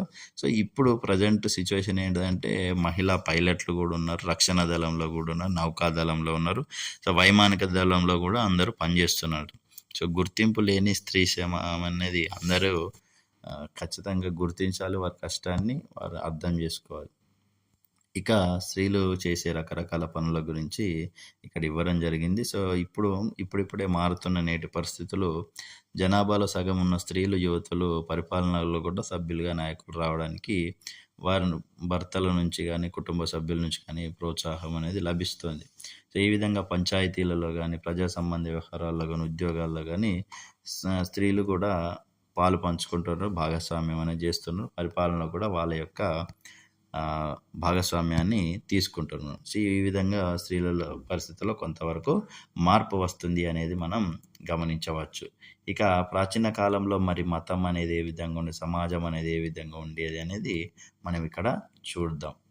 రైట్. ఇక్కడ భీంబెట్కాకు చెందిన గుహల్లో అడవి పందికి సంబంధించిన చిత్రాన్ని మనం గమనించవచ్చు. ఇక్కడ భీంబెట్కాలో గుహలో అడవి పంది యొక్క చిహ్నాన్ని గీశారు. ముసుగులు ధరించి నృత్యం చేస్తున్న ఒక దృశ్యం. సో ఇక్కడ ఇట్లాంటి బొమ్మలు చూసినప్పుడు వేట, ఆహార సేకరణ దశలో ఆ మానవులు కూడా ఇలా చిత్రాలనేటివి గీసేవాళ్ళు. ఇక శ్రీకాళహస్తి ప్రాంతంలో వేట సేకరణ ఆధారిత జీవనం గురించి మనకు కొన్ని పుస్తకాలలో తెలుస్తుంది. దాంట్లో ముఖ్యమైనది తమిళ భాషలో ఉన్న పెరియ పురాణం. సో ఈ పెరియ పురాణంకి సంబంధించింది మనందరికీ తెలుసు, కన్నప్ప. సో ఇప్పుడు ఒక కొత్త సినిమా కూడా తీస్తున్నారు, మంచు విష్ణుది. సో భక్త కన్నప్ప అని. అలాగే ఇంత పాతకాలంలో కన్నప్ప అనేది మనకు ఒక రెబల్ స్టార్ మన కృష్ణం రాజు గారు చేసిన భక్త కన్నప్ప అనే సినిమా కూడా ఉన్నది. సో దాన్ని మనం చూస్తే అప్పటి కాలంలో ఒక వేటగాడైన మనిషి తన భక్తితోటి, అంటే అతను తినే మాంసం కావచ్చు, ఇట్లా రకరకాల అంటే అంకితమైన భక్తితోటి ఆయన శివుడికి సమర్పిస్తే దాన్ని ఆయన స్వీకరించడం జరిగింది. సో అట్లా కళ్ళు కూడా సమర్పించేసి కన్నప్పగా మారడం జరిగింది. సో ఈ విధంగా అటువంటి కథ అనేది దేంట్లో ఉందండి, పెరియ పురాణం ఉంది. ఈ భక్త కన్నప్ప పదం తెలుగు వాళ్ళందరూ కూడా ఈ కథ అనేది చాలామందికి తెలుసు. సో మహాశివుడికి సంబంధించింది ఈ కన్నప్ప అనే ఒక భక్తునికి సంబంధించిన కథ. ఇక నల్లమల అరణ్యంలో చెంచు వాళ్ళు ఉంటారు. ఈ చెంచు వాళ్ళు గారెల మైసమ్మ లేదా గంగమ్మ అనే దేవతల్ని పూజిస్తారు. అలాగే శ్రీశైల మల్లికార్జున స్వామిని, అహోబిలం లక్ష్మీ నరసింహస్వామిని కూడా పూజిస్తారు. ఎందుకంటే వీరి జాతి ఆడబిడ్డలను వీళ్ళు పెళ్లి చేసుకున్నారు కాబట్టి, సో వీళ్ళు తమ అల్లుళ్ళుగా భావించి ఆ దేవతలను పూజిస్తారు చెంచు వాళ్ళు. సో చెంచు వాళ్ళు నృత్యం చేసే ఫోటో కూడా మనం ఇక్కడ చూడవచ్చు. అలాగే మెహర్ నగర్లో కాల్చిన బంకమట్టితో చేసిన అమ్మతల్లి యొక్క ప్రతిమ 5,000 సంవత్సరాల క్రితంది మెహర్ నగర్లో దొరికింది. ఇది మనకు కాల్చిన బంకమట్టితో చేసిన అమ్మతల్లి ప్రతిమ. సో అప్పటి కాలంలో వేట ఆధారిత జీవనం సాగించి కొంచెము ఇట్లా నగరాలు కానీ చిన్న చిన్న గ్రామాలుగా ఏర్పడే స్టేజ్లో పశుపతి లేదా అమ్మ తల్లి లాంటి దేవతలను పూజించేవారని మనకు తెలుసు. సో అది అమ్మ తల్లి ప్రతిమ. అలాగే దక్కన్ ప్రాంతంలో బూడిద దిబ్బల్ని కనుక్కోవడం జరిగింది. సో పశుపోషకాలు ఏం చేసేవాళ్ళు, కొన్ని పిడకల్ని, సో గోవుల యొక్క పిడకల్ని తీసుకొని వాటిని ఎండబెట్టి వాళ్ళకు ప్రత్యేకమైన పండుగలప్పుడు ఆ పిడకల్ని వేసి కాల్చేవారు అన్నట్టు. సో అట్లా వాళ్ళను ఆ విధంగా ఏర్పడినయే ఈ బూడిద దిబ్బలు. సో ఈ బూడిద దిబ్బల యొక్క ఆచారం అనేది మనం నేటికి కూడా హోలీ కానీ, దీపావళికి, సంక్రాంతి పండుగలు మనం దాన్ని మరో రకంగా చేస్తున్నాం అన్నట్టు. సో ఈ విధంగా కాల్చడం అనేది, సో అది మనకు ఆచారం అనేది వాళ్ళ నుండే వచ్చింది. అలాగే రాళ్ళ మీద చెక్కిన జంతువుల బొమ్మల్ని మనం ఇక్కడ గమనించవచ్చు. ఇది మస్కీ ప్రాంతంలో దొరికింది, 4000 సంవత్సరాల క్రితం నాటిది. సో ఇక్కడ ఇంకోటి ముండికాక ప్రాంతంలో ఈ కుండల పైన, సో ముండికాక ప్రాంతంలో కుండల పైన రావి ఆకులు లాంటి ముద్రలు కూడా ఎరిసెలు. ఇది ఆఫ్ఘనిస్తాన్లో ఉన్నది. సో ఈ కుండ పాత్రలు వాటిపైన ఉన్న రావి ఆకుల్ని మనము గమనించవచ్చు. ఓకేనండి, రైట్. ఇక భారతదేశంలో ఈ పశు పోషకులు అనే వాళ్ళను రకరకాల పేర్లతో పిలుస్తారు. సో ఆ పశు పోషకుల మహారాష్ట్రలోనేమో ధంగర్ అని పిలుస్తారు, కర్ణాటకలో ఉన్న వాళ్ళను కురుబలు అంటారు, తెలంగాణ మరి ఆంధ్రప్రదేశ్లో కురుమోళ్ళు, గొల్లోళ్ళు, యాదవులు అని అంటారు. సో పశుపోషక సమాజానికి చెందిన వాళ్ళు వీళ్ళు. సో వీళ్ళకు ముఖ్యమైన దేవతలు ఎవరు అంటే మల్లన్న, బీరప్ప. సో ఈ మల్లన్న, బీరప్ప అనే వాళ్ళను వీళ్ళు పూజిస్తారు. అలాగే కర్ణాటక, తెలంగాణ, ఆంధ్రప్రదేశ్లో రేణుకామాతను, ఎల్లమ్మను, మైసమ్మను, పోచమ్మను మొదలైన పేర్లతో పిలుస్తారు. సో కర్ణాటక అనేది దాదాపు తెలుగుకు సమానంగా ఉంటుంది, కన్నడ భాష. కాబట్టి తెలుగు అలాగే తెలంగాణ మాట్లాడే తెలంగాణ, ఆంధ్రప్రదేశ్, కన్నడ భాష మాట్లాడే కర్ణాటకలో కూడా ఈ మనకు సంబంధించిన దేవతలు ఉంటారు. రేణుకామాత, ఎల్లమ్మ, మైసమ్మ, పోచమ్మ వీళ్ళందరూ. సో ఈ విధంగా తొలి వ్యవసాయదారులు, పశుపోషకులు ఇంచుమించు అందరూ కూడా ఆరాధన పద్ధతుల్ని ఒకేలాంటి ఆరాధన అనేది వాళ్ళు చేసేవాళ్ళు. ప్రత్యేకమైన పండుగల్లో పొట్టేలు, కోడిపుంజు వంటి వాటిని కోసుకొని బలిచ్చి మాంసాన్ని, వండిన ఆహారాన్ని ప్రసాదంగా ఆరగించేవాళ్ళు. తమ పంటల్ని రక్షించాలని, సంతానాన్ని కలిగించాలని ఈ దేవతలను కోరుకునేవాళ్ళు. అలాగే రావి, అలాగే వేప చెట్టు, జమ్మి చెట్టు, మర్రి చెట్టు లాంటి తులసి మొక్కలు వంటి వాటిని వీళ్ళు పూజించడం, కుండ పాత్రలు వాళ్ళకు సంబంధించినవి బయటపడడం వల్ల వీళ్ళందరూ వృక్షాలకు అలాగే ఇటువంటి పండుగలకు అత్యంత ప్రాధాన్యత ఇస్తున్నారనేది మనకు తెలిసిందన్నట్టు. ఇక సింధు లోయ నాగరికత. సింధు లోయ నాగరికత ఇది ఎక్కడ ఉన్నది అంటే వాయవ్య ప్రాంతంలో ఉన్నది. మనకు తెలుసు సింధు నది పాకిస్తాన్ సైడు. సో వాయవ్య ప్రాంతంలో ఉన్నది. 4600 సంవత్సరాల క్రితం అనేక నగరాలు ఉండేటి అని మనం తర్వాత తెలుసుకున్నాం. సో 900 ఏండ్లు ఇది వర్ధిల్లింది. సో దాదాపు 900 ఏళ్ళ పాటు ఇది వర్ధిల్లిన తర్వాత పతనం చెందింది. సో దీన్నే హరప్పా సంస్కృతి అని కూడా అంటారు. హరప్పా పురావస్తు తవ్వకాల్లో బయటపడిన ప్రాంతం అన్నట్టు. సో మొట్టమొదటి బయటపడింది హరప్పా కాబట్టి దీన్ని హరప్పా సంస్కృతి అని కూడా అంటారు అన్నట్టు. మరి హరప్పా కాకుండా మిగతా మొహంజోదారో అలాగే ధోలవీర ఇట్లా చాలా రకాల ప్లేసెస్ అనేవి బయటపడినాయి. సో మొదట హరప్పా అనేది బయటపడిన నగరం అన్నట్టు. సో ఇక్కడ చాలా రకాల వృత్తి పని వాళ్ళు ఉండేవాళ్ళు. స్నానవాటికలు, ధాన్యాగారాలు, గిడ్డంగులు, సో రకరకాల కార్యాలయాలకు సంబంధించిన అన్నీ కూడా ఉండేది. అమ్మ తల్లి, పశుపతి ఇటువంటి విగ్రహాలు కూడా కనిపించినాయి. సో రావి చెట్టును పవిత్రంగా భావించేవాళ్ళు. కొన్ని జంతువులను కూడా ఆరాధించేవాళ్ళు. పురుష దేవత చిత్రం కూడా లభ్యమైంది. సో ఇక్కడ మనం చూడవచ్చు హరప్పా కాలంలో ఉన్న ఒక పురుష దేవత యొక్క చిత్రపటం. సో ఇక్కడ పైన ఒక కిరీటము, కొమ్ములు, సో ఇది చేయి, ఓకేనండి, ఇది ఒక పులి కానీ ఒకటి అడవి దున్న, సో ఇట్లా రకరకాల జంతువులు. సో ఇక పురుష దేవత యొక్క విగ్రహం అనేది బయటపడడం జరిగింది. రైట్. సో ఇక్కడ వేదకాలంలో మరి ఏ విధంగా ఉండేది అనేది ఒకసారి చూద్దాం. వేదాలు భారతదేశంలో మొట్టమొదటి సాహిత్యం. సో మనకున్న ఫస్ట్ సాహిత్యం ఏంటిదంటే వేదాలే. సో వేదాలు 4 మొత్తం. సో మొదటిది ఋగ్వేదం, యజుర్వేదం, సామవేదం, అధర్వణ వేదం. సో ఈ 4 వేదాలను మనం అతి ముఖ్యమైన వాటిగా భావిస్తాం వేదకాలంలో అలా వైదిక ధర్మంలో. సో ఆ వైదిక ధర్మమే హిందూ ధర్మంగా మారింది, హిందూ మతంగా మారింది. ఇక్కడ దీన్ని 3500 సంవత్సరాల క్రితం సంకలనం చేసి ఉంటారని ఊహిస్తున్నారు. సో, దీంట్లో అన్నిటికంటే ఋగ్వేదం అనేది అతి ప్రాచీనమైనది. సో, దీన్ని 3500 సంవత్సరాల క్రితం సంకలనం చేసి ఉంటారు అని భావిస్తున్నారు. సో, మనకు తెలిసిన లెక్క 2000 సంవత్సరాల క్రితము అంటే మన క్రీస్తు శకం స్టార్ట్ అయింది. సో, 2000 అంటే ఇంకా 1500 సంవత్సరాలు అంటే క్రీస్తు పూర్వం 1500 సంవత్సరాల కాలంలోనే దీన్ని సంకలనం చేసి ఉంటారు అని మనకు ఊహిస్తున్నారు. సో, వేదాల్లో దేవతలను కీర్తించే మంత్రాలు గానీ, ప్రజల శాంతి గానీ, సంక్షేమం కోసం ప్రార్థనలు గానీ, వీటినన్నిటిని ఋషులు సంకలనం చేశారు. సో, ఈ మంత్రాలు వివిధ దేవతలను కీర్తిస్తాయి. సో, అందులో ముగ్గురు ముఖ్యమైన వాళ్ళున్నారు. ఆ ముగ్గురు ముఖ్యమైన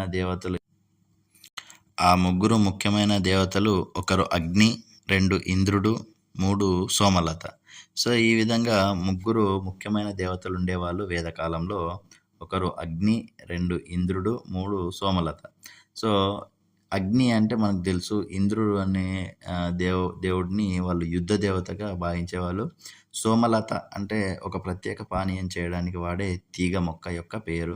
సో, ఆ మొక్కను కూడా ముఖ్యమైన దేవతగా భావించేవాళ్ళన్నట్టు. సో, ప్రతిదాన్ని కూడా వాళ్ళు ఏ స్వరంతోటి ఎలా జాగ్రత్తగా ఉచ్చరించాలో కూడా గురువులు విద్యార్థులకు బోధించేవాళ్ళు. యజ్ఞాలు, క్రతువులు చేసేవాళ్ళన్నట్టు. సో, హరప్పా కాలం నాటి అమ్మ తల్లి విగ్రహం మనల్ని చూడవచ్చు ఇక్కడ. అమ్మ తల్లి విగ్రహం ఇది. ఓకేనండి. రైట్. ఇక సింధు ప్రజలు పర్వదినాల్లో పతాకాలు కట్టి ఊరేగింపులు, జాతరలు అనేటివి చేస్తూ ఉండేవాళ్ళు. ఇక్కడ అసతోమ సద్గమయ భగవంతుని కోసం ఒక శ్లోకం ఇచ్చిండు ప్రార్థించేది. అలాగే విశ్వామిత్రుడు నదులను ఏ విధంగా ప్రార్థించాడు, నదులు ఏ విధంగా బదులిచ్చాయి అనేది కూడా ఒక చిన్న స్టోరీ లాగా ఇచ్చిండు. సో, ఋగ్వేదంలో ముఖ్యంగా పశువుల కోసము, సంతానం కోసము, అశ్వాల కోసము ఇలా రకరకాల ప్రార్థనలు అనేటివి చేసేవాళ్ళంట. సో, ప్రార్థనలు చేయాలంటే వాళ్ళకు శ్లోకాలు కావాలి అని వాళ్ళు శ్లోకాలు కూడా రాసుకోవడం జరిగింది. సో, భారతదేశ వాయవ్య భాగంలో హిందూ కుష్ పర్వత శ్రేణులకు యమునా నదికి మధ్య భాగంలో ఈ వేదకాలం నాటి ప్రజలు నివసించడం జరిగింది. సో, వేదకాలంలో ప్రజలు చిన్న చిన్న తెగలుగా ఉండేవాళ్ళు. ఆ తెగలకు ఒక నాయకుడు ఉండేవాళ్ళు. దీంట్లో బ్రాహ్మణులు ఎక్కువ అంటే అధికులుగా భావించేవాళ్ళు. ఈ తర్వాత తెగకు రక్షించడానికి క్షత్రియులు అనేవాళ్ళు ఉన్నారు. సో, ఎక్కువగా యుద్ధాలనేటివి తెగల మధ్య గోవుల కోసం, నీటి కోసం, పచ్చిక బయళ్ళ కోసం జరిగేవి. సో, గుర్రాలను రథాలకు కట్టి యుద్ధాల్లో ఉపయోగించేవారు. అప్పటి కాలంలో ఎక్కువ గోవులు ఎవరి దగ్గర ఉంటే వాళ్ళే ధనవంతులు అని భావించేవాళ్ళు. ఇప్పుడు డబ్బును, భూమిని ఏ విధంగా భావిస్తున్నామో సో, అప్పుడు ఎక్కువ గోవులను వాళ్ళు సంపదగా భావించేవాళ్ళు అన్నట్టు. సో, ఎప్పటి డిమాండ్ అప్పుడే. ఇప్పుడు బంగారానికి డిమాండ్ ఉండొచ్చు. తర్వాత ఇంకా ఇత్తడికో, పుత్తడికో దేనికో ఉండొచ్చు. సో, అట్లా మనకు కాలం మారే కొద్దీ దాని ప్రియారిటీస్ అనేటివి మారుతాయి. సమాజం యొక్క ప్రియారిటీస్.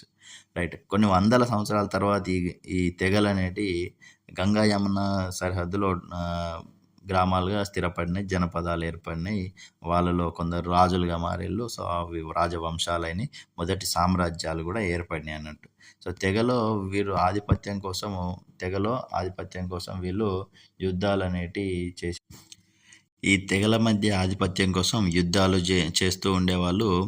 ఈ కాలంలోనే యజుర్వేదం, అథర్వణ వేదంలో శ్లోకాలు సంకలనం చేయబడాయని నమ్ముతారు. అలాగే ఈ మంత్రాలలో రాజులు తమ తెగవారి మీద ఆధిపత్యం కానీ, మంచి పంటలు వండాలని కానీ, విజయం కోసం ప్రార్థించేవారు అన్నట్టు. సో, ఈ విధంగా యజ్ఞాలు చేయడం, వేదాలు వల్లించడం ఇటువంటివన్నీ చేస్తూ ఉండేవాళ్ళు. సో, బ్రాహ్మణులు అత్యున్నతమైన వారు. వీరందరికీ కూడా చదువు చెప్పడం, యజ్ఞాలు చేయడం ఇటువంటివి చేసేవారు. వేదాలు చెప్పేవారు. తర్వాత క్షత్రియులు రాజ్యాన్ని పాలించే వాళ్ళుగా ఉండేవాళ్ళు. వైశ్యులు పశుపోషాలుగా భూమి సాగు చేసే వాళ్ళకు ఉండేవాళ్ళు. వీళ్ళు బ్రాహ్మణులకు, క్షత్రియులకు కప్పంజలి చెల్లించేవారు. ఇక చివరిగా వేదకాలం తర్వాత శూద్రులు అనే వాళ్ళు ఏర్పడినారు. వీళ్ళు 4వ వర్ణంగా ఉంటా అంటే బ్రాహ్మణ, క్షత్రియ, వైశ్యుల తర్వాత 4వ వర్ణంగా ఉంటూ వీళ్ళు రకరకాల వృత్తి పనులు చేసేవాళ్ళు. అంటే వడ్రంగి, కుమ్మరి, కమ్మరి, కంసాలి ఇట్లా రకరకాల పనులు చేసేవాళ్ళు. మరి అప్పటి కాలంలో చనిపోయిన పూర్వీకులను కూడా పూజించేవాళ్ళు. దక్కన్లో మనకు రాక్షస గుళ్ళు అనేటివి బయటపడినాయి. సో, ఈ రాక్షస గుళ్ళు అంటే ఏంటంటే క్రమ పద్ధతిలో పేర్చిన సమాధులు. సో, ఈ సమాధులు అంటే మన దక్కన్ ప్రాంతంలో, మన దక్షిణ భారతదేశంలో, ఈశాన్య భారతదేశంలో, కాశ్మీర్లో కూడా మనకు చూడడం జరిగింది. అంటే కనుక్కోబడినాయి. సో, దీంట్లో ఏముంటుందంటే వృత్తాకారంలో కొన్ని బండరాలను పేర్చి ఉంచడం, లేదా ఏదైనా ఒక చోట పెద్ద ఒకటే బండరాయిని పెట్టడం ద్వారా అక్కడ సమాధులున్నాయి అని మనం గుర్తుపట్టడానికి వాళ్ళు సూచనలు పెట్టుకునేవాళ్ళన్నట్టు. సో, ఆ విధంగా కొన్ని పూడ్చిపెట్టడం జరిగింది. సో, దాంట్లో నలుపు, ఎరుపు రంగు కుండలను గూడా పెట్టేవాళ్ళు. పనిముట్లను గానీ, ఇనుప వస్తువులు గానీ, గుర్రాలకు సంబంధించి అస్థిపంజరాలు ఇటువంటి రకరకాల వాళ్ళ ఆభరణాలు గానీ, ఇలా దాంట్లో లభించినాయన్నట్టు మనకు. సో, వాళ్ళు వరిని పండించేవాళ్ళు అని చెరువు ఆధారంగా సాగు చేసేవాళ్ళని. సో, వాళ్ళకు అంటే ఆత్మ అనేది ఇంకా బతికే ఉంటది కాబట్టి వాళ్ళకి గావాల్సిన వస్తువులు గూడా వాళ్ళతోనే పూర్వీకులతోటే పెట్టేవాళ్ళు. సో, ఇక్కడ మనము కొన్ని ఫోటోస్‌ని గమనించవచ్చు. సో, ఈ గమనించినప్పుడు మనకు ఏం తెలుస్తుందంటే, సో, ఇక్కడ చూడండి వీటి పేర్లిచ్చిండు. టెర్రకోట మట్టితో తయారు చేయబడినదని సర్కోఫగి అంటారు. సో, ఇక్కడ చూడండి. సో, టెర్రకోట మట్టితో చేయబడిన ఒక మనం ఇప్పుడు ఎవరైనా చనిపోతే బాక్సులలో పెడుతున్నాం చూడండి. సో, అటువంటిదన్నట్టు. సో, ఆ బాక్స్‌ని సర్కోఫగి అంటారు. ఏమంటారండి? సర్కోఫగి. టెర్రకోట మట్టితోటి తయారు చేసేవాళ్ళు అప్పుడు. ఓకేనా అండి. సో, సర్కోఫగి అంటారు. సర్కోఫగి. ఓకేనా. రైట్. నెక్స్ట్ ఇక రెండవది మెన్‌హిర్స్. సో, మెన్‌హిర్స్ అనేది ఇది. సో, ఇక్కడ ఒక పెద్ద బండరాయిని మనం చూడవచ్చు. సో, ఇక్కడ అంటే సమాధి ఉన్నది అని వాళ్ళకు గుర్తు అన్నట్టు. ఇట్లా పొడవైన ఒక పెద్ద బండరాయి ఉంటే సమాధి ఉన్నది అని వాళ్ళు గుర్తుగా పెట్టుకునవచ్చు. చాలా చోట్ల మనం చూస్తూ ఉంటాం కానీ మనం పట్టించుకోము. సో, కొన్ని చోట్ల వాళ్ళు పెట్టినయి నిజంగా ఉండొచ్చు. సో, ఇది మెగాలిథిక్స్ తెలంగాణ బృహత్ శిలాయుగం అన్నట్టు. సో, కొండ ప్రాంతాల్లో పంట పొలాల్లో ఈ మెగాలిథిక్ కాలం నాటి సమాధులు బయటపడినాయి. తెలంగాణలో అన్ని జిల్లాల్లో కూడా ఈ ఈ రకమైనవి ఉన్నాయి. సో, మెన్‌హిర్స్ పొడవైన రాళ్ళు, గుండ్రటి బండరాళ్ళు, సో, శిలలతో చిన్న చిన్న గదుల్లాగా నిర్మించినయన్నీ కూడా మనం గమనించవచ్చు. సో, ఇవి చూడండి బండలతోటి ఇక్కడ నిర్మించడం జరిగింది. సో, ఇవన్నీ బండలే అండి. సో, బండలతోటి ఒక చిన్న గదుల్లాగా నిర్మించి వాళ్ళను పూడ్చిపెట్టేవాళ్ళన్నట్టు.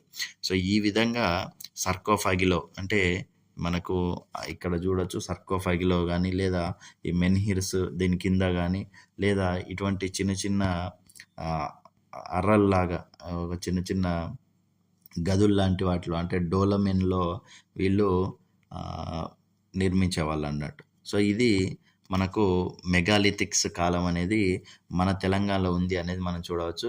సో, ఇక్కడ చూడండి. ఇక్కడ ఇగో ఈ బండరాళ్ళనేటియి ఒక రౌండ్ షేప్‌లో వేర్చింది. సో, ఈ మధ్య ప్రాంతంలో వాళ్ళ యొక్క పూర్వీకుల యొక్క శరీరాలను పాతిపెట్టేవాళ్ళు. సో, మనము ఈజీగా గమనించవచ్చు. సో, ఇక్కడ గూడా ఒక రౌండ్‌గా వాళ్ళు చుట్టూరు బండల్ని పాతిపెట్టడం జరిగింది వాళ్ళ యొక్క గుర్తు కోసం. సో, ఇలా చితాభస్మాన్ని, కుండల్ని గూడా సమాధుల్లో పెట్టేవాళ్ళన్నట్టు.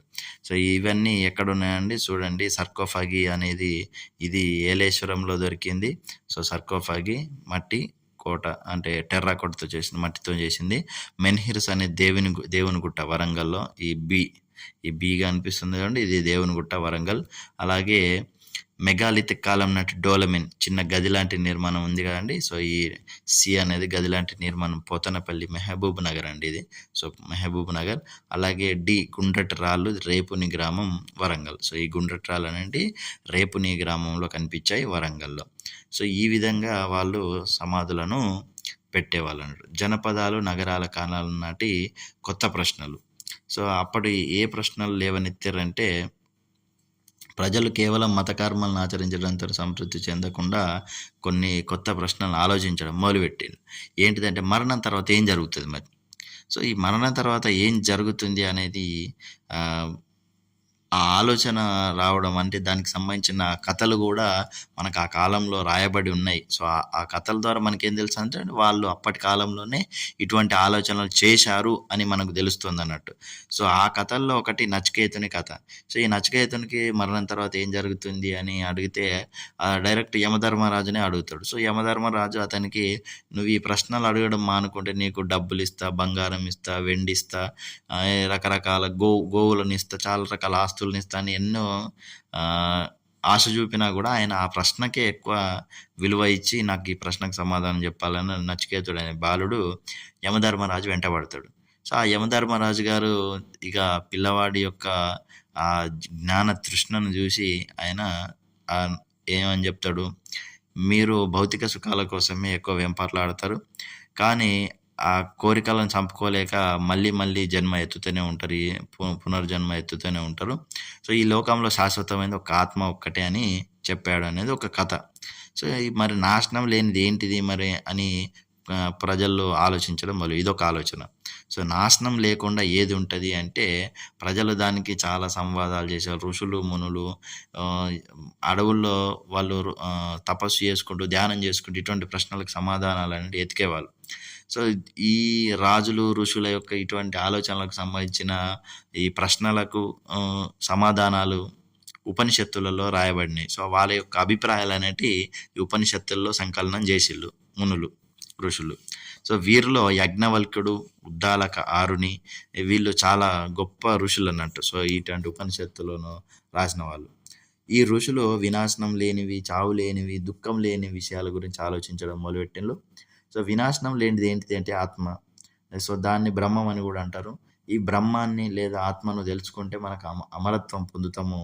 సో, ఆత్మను అర్థం చేసుకోవడానికి తపస్సు చేయాలి అని వాళ్ళు మొదటిగా బోధించారన్నట్టు. మరి పరివ్రాజకులు అంటే ఎవరు అంటే ఇటువంటి సత్యం కోసం, అంటే ఒక ప్రశ్నలకు సమాధానాన్ని అన్వేషించడం కోసం స్థిర నివాసం లేకుండా ఇంటిని వదిలి ఒక గ్రామం నుంచి మరో గ్రామానికి కానీ, ఒక అడవి నుంచి మరో అడవికి కానీ తిరుగుతూ ఉండే వాళ్ళను పరివ్రాజకులు అని అంటారు. సో, ఈ పరివ్రాజకులనే భిక్షువులు అని కూడా అంటారు. సో, ఈ భిక్షువులు లేదా పరివ్రాజకులలో ముఖ్యమైన వాళ్ళు మనకు ఈ గౌతమ బుద్ధుడు కానీ, వర్ధమాన మహావీరుడు కానీ, అలాగే మక్కలి గోశాల పుత్ర, అజిత కేశకంబలి ఇటువంటి వాళ్ళు అప్పటి కాలంలో ఫేమస్ అన్నట్టు.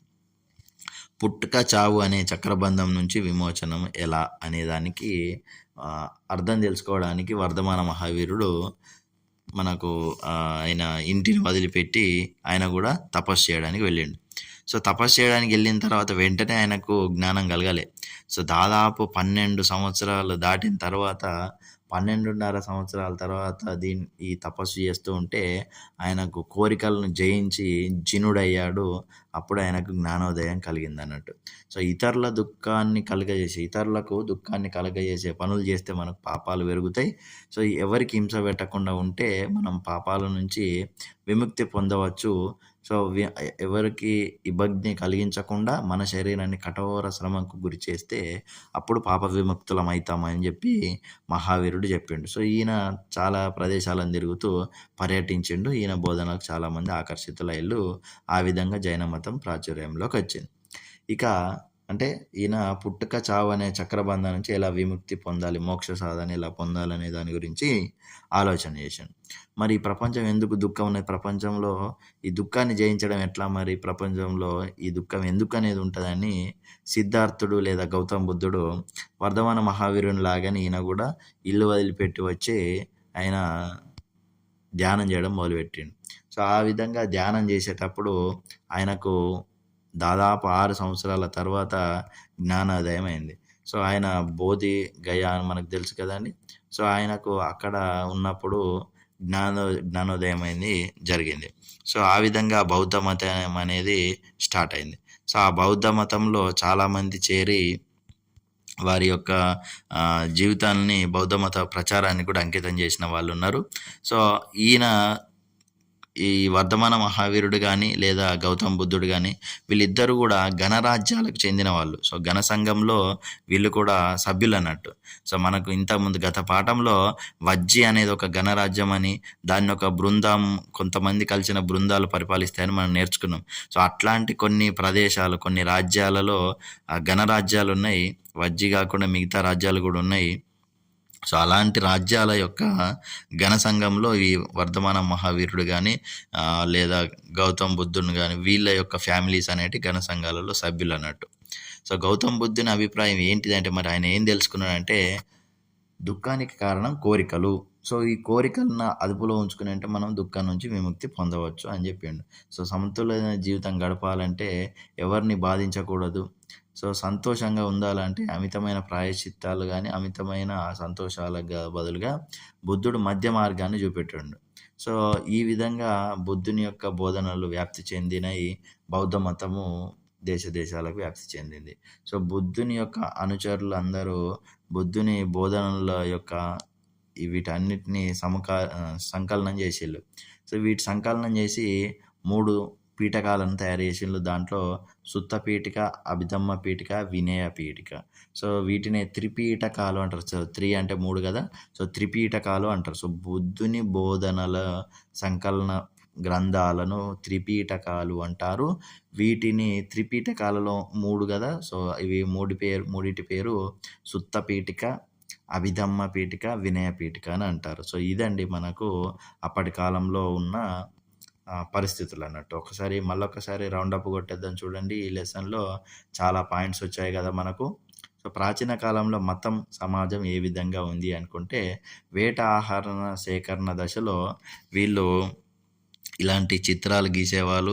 సో, అంటే వాళ్ళ యొక్క గుర్తులు ఉంచుకునేవాళ్ళన్నట్టు. ఒక దేవతను గాని, ఒక దేవుడు గాని ఉన్నాడు అని మనకు తెలుస్తోంది ఆల్రెడీ. పెరియ పురాణంలో వేటగాళ్ళు గూడా పూజించడము. అలాగే ఈ తొలితరం వ్యవసాయదారులు ఇలాంటి పశుపతిని, అమ్మ తల్లి లాంటి విగ్రహాలను పూజించడం.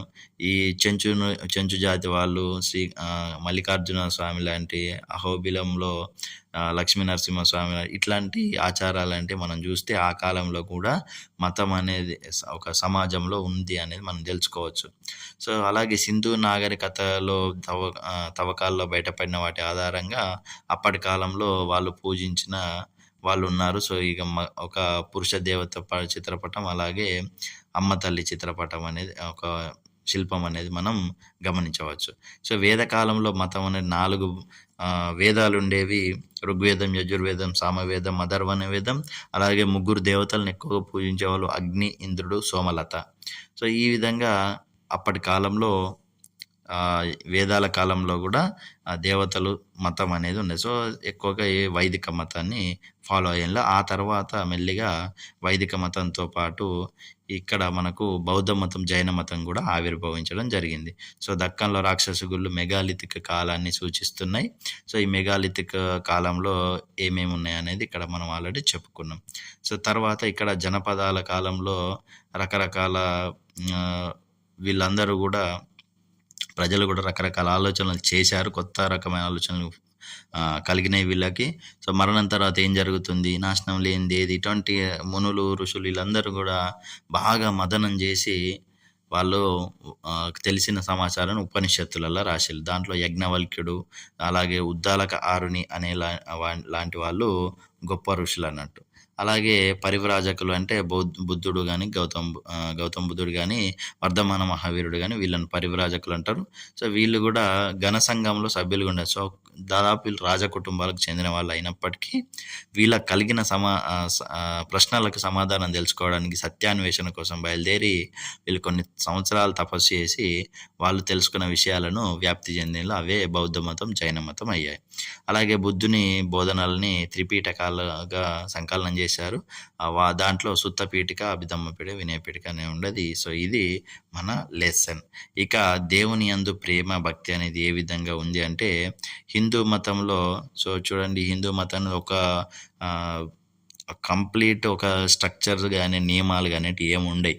సో, హిందూ మతం ఎప్పటికప్పుడు మార్పు చెందుతూనే ఉంటుంది. కొత్త పద్ధతుల్లోనూ కొత్త సంస్కృతులను మిళితం చేసుకుంటూనే ఉంటుంది. కాబట్టి ఎన్నో వేల సంవత్సరాలుగా హిందూ మతం అనేది ఇంకా ప్రభావాన్ని కోల్పోకుండా నడుస్తూ ఉన్నది. సో, సర్వజన సుఖినో భవంతు, లోక సమస్త సుఖినో భవంతు అనేది హిందువుల విశ్వసిస్తారు. అంటే అందరూ బాగుండాలనేది హిందూ మతం యొక్క ముఖ్య ఉద్దేశం. సో, వాస్తవంగా 1000 సంవత్సరాల తర్వాతనే హిందూ మతం వాడుకలోకి వచ్చింది. అంతకుముందు వేదాలను ఎక్కువగా ఫాలో అయ్యారు. దాన్ని వైదిక ధర్మం అని పిలిచేవాళ్ళు. సో, 500 సంవత్సరాలకు పూర్వం హిందూ మతంలో కొన్ని ముఖ్యమైన లక్షణాలు ఉన్నాయి. అవి యజ్ఞాలు చేయడం, శివుడు, విష్ణువు, దుర్గ. సో, వీళ్ళు ముగ్గురు చాలా ఫేమస్ అన్నట్టు. వీళ్ళకి సంబంధించిన గుళ్ళనే కట్టడము, అలాగే వేదాలు, ఉపనిషత్తులు, రామాయణ, మహాభారతం వీటిని పవిత్ర గ్రంథాలుగా భావించడం అనేది జరిగింది. ఇక్కడ విదిశాలో విదిశ అనేది మధ్యప్రదేశ్లో ఉన్నది. విదిశాలో ఆనాటి ఒక 400 సంవత్సరాల కాలం ఉన్నట్టు ఒక శివలింగం కూడా మనం గమనించవచ్చు ఇక్కడ. ఇక మరి వైదిక ధర్మం వచ్చింది. అలాగే వైదిక ధర్మంతో పాటుగా ఈ బౌద్ధ మతం, జైన మతం వచ్చింది. సో, ఇవి వచ్చిన తర్వాత భాగవతులు, శైవులు ఏం చేసిల్లంటే దేవుడే లేడు, దేవుడిని విశ్వసించొద్దు అని చెప్తున్న బౌద్ధ, జైన మతాలను వీళ్ళు వ్యతిరేకిస్తూ మనం మోక్షం పొందాలంటే ఖచ్చితంగా భగవంతుని ఆరాధనయే ముఖ్యం అని చెప్పి ప్రచారం చేసిళ్ళు. వీళ్ళు భాగవతులు, శైవులు అనేవాళ్ళు. భాగవతులు అంటే విష్ణువుని పూజించేవాళ్ళు, శైవులు అంటే శివుడిని పూజించేవాళ్ళు. సో వీరు పరమాత్మ అంటే విష్ణువే అని, అన్నీ తెలిసినవాడు, విశ్వాన్ని సృష్టించినవాడు, ఆయన మనల్ని రక్షించేవాడు అతనే అని వీళ్ళు నమ్మేవాళ్ళు. రాముడు, కృష్ణుడు అనేటి విష్ణువు యొక్క రూపాంతరాలు అని చెప్పి వీళ్ళు ప్రచారం చేయడం జరిగింది. ఇక మధ్యప్రదేశ్లో విదిశాలో ఇట్లాంటి శివుడి యొక్క ఆలయాలను మనం చూసాం కదా. సో అందులో చాలా అనేక ఆలయాలు, దేవాలయాలను నిర్మించే ఆ కాలంలో ఈ భాగవతులు విష్ణు ఆలయాలను సృష్టించడం జరిగింది. సో ఇక్కడ విష్ణువు కానీ లేదా బలరామునికి సంబంధించిన నాణాలు లాంటివి మనం గమనించవచ్చు. అలాగే శివుణ్ణి, విష్ణువుని, దుర్గాదేవిని ప్రధాన దైవాలుగా పూజించిన బౌద్ధులు, జైనులు కూడా బుద్ధుని, తీర్థంకరులను దేవుళ్ళుగానే భావించేవాళ్ళు. సో వాళ్ళు కూడా ఆరాధించడం మొదలుపెట్టిల్లు ఇక. సో వారు బుద్ధుని, తీర్థంకరుల అందమైన విగ్రహాలను తయారు చేసి ఎక్కడెక్కడ ప్రతిష్ఠించిల్లో మనకు తెలుసు. ఆంధ్రప్రదేశ్లో అమరావతి, నాగార్జునకొండ, జగ్గయ్యపేట, బట్టిప్రోలు, తెలంగాణలో అయితే నేలకొండపల్లి, ఫణిగిరి మొదలైన ప్రాంతాల్లో మనం బౌద్ధ మతానికి సంబంధించినవి చూడవచ్చు. ఇక కథకులు అనేవాళ్ళు వీళ్ళు తోలుబొమ్మలాటలు, కథలు చెప్పడం ఇటువంటి వాటి ద్వారా రామాయణం, భారతం, శివుడు, విష్ణువు, దుర్గ మొదలైన దేవతల కథలను చెప్పేవాళ్ళు. ఈ విధంగా ఒకవేళ కొంతమంది సర్పాలను పూజిస్తుంటే నాగదేవత కథలను, సో రకరకాల కథలు అనేటివి అప్పుడు ప్రాచుర్యంలో ఉన్నాయి. వీటిని ఇవే కాక బుద్ధునికి సంబంధించిన కొన్ని కథలను జాతక కథలను పిలిచేవాళ్ళు. శివుడు లేదా విష్ణువు కథలను పురాణాలు అనే పేరుతోనే పిలుస్తారు. సో ఒక దేవుణ్ణి పరమాత్మ అని భావించేవాళ్ళు. అత్యంత శక్తివంతుడైన ఒక దేవుడు అనే నమ్మకం మాత్రం ఆ కాలంలో ఉన్నది అని మనం గమనించవచ్చు. భక్తుడి పట్ల మరి ప్రేమ, భక్తి ఉద్యమం. భగవంతుడి పట్ల ప్రేమ మరియు భక్తి ఉద్యమం. సో ఇక్కడ మనకు అవసరాల కోసమో, లేకపోతే కోరికల కోసమో, లేకపోతే అధికారం కోసం, ధనం కోసం ప్రార్థించుడు కాదు. సో భగవంతుడిని ప్రేమించడం. సో భగవంతుడి ప్రేమతోటి మన జీవితాన్ని భగవంతుడికి అంకితం చేయడం అనేది ఈ కాలంలో వచ్చిన ఒక గొప్ప మార్పు. 550 సంవత్సరంలో తమిళనాడులో భగవంతుడి మీద భక్తి గురించి ఒక ఉద్యమం మొదలైంది. సో వారు శివుడు, విష్ణువు ఆరాధకులు, అంటే శివులు, శైవులు లేదా వైష్ణవులు అన్నట్టు.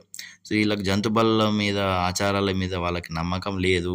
దేవుడి మీద నమ్మకం లేని మతాలైన బౌద్ధ, జైన మతాలను కూడా వీరు వ్యతిరేకించిళ్ళు. అలాగే ఎటువంటి భేదాలు లేకుండా ఎవరైనా దేవుణ్ణి సేవించవచ్చు అని నమ్మిళ్ళు. కొందరు భక్తులు వివిధ దేవాలయాలను సందర్శించి వాళ్ళపైన పాటలు కానీ, అటువంటి చాలా రకాల కీర్తనలు కానీ రచించడం జరిగింది. సో వాటిలో మనకు శ్రీకాళహస్తి, తిరుమల అనేటివి మనం చూసుకోవచ్చు. సో అన్నమయ్య ఇటువంటి వాళ్ళు చాలా రకాల పాటలు పాడిళ్ళు, రాసిళ్ళు, తయారు చేసిళ్ళు. సో తెలుగు, తమిళ్ మరికొన్ని భాషల్లో, ఈ స్థానిక భాషలలో వాళ్ళు తయారు చేసిళ్ళు. సో ఆ పాటలు కూడా ఈ మతాలకు లేదా ఈ దేవుడి పట్ల భక్తికి దోహదం చేసినాయి అన్నట్టు. సో ఇక్కడ ఆల్వార్లు, నాయనార్లు అనే వాళ్ళు ఉండేవాళ్ళు అప్పటి కాలంలో. ఆల్వార్లు అంటేనేమో విష్ణు భక్తులు, నాయనార్లు అంటేనేమో శివుని భక్తులు అన్నట్టు. సో విష్ణు భక్తులను ఆల్వార్లు అంటారు, శివుని భక్తులను నాయనార్లు అంటారు. మరి ఆల్వార్లు ఎంతమంది అంటే 12 మంది.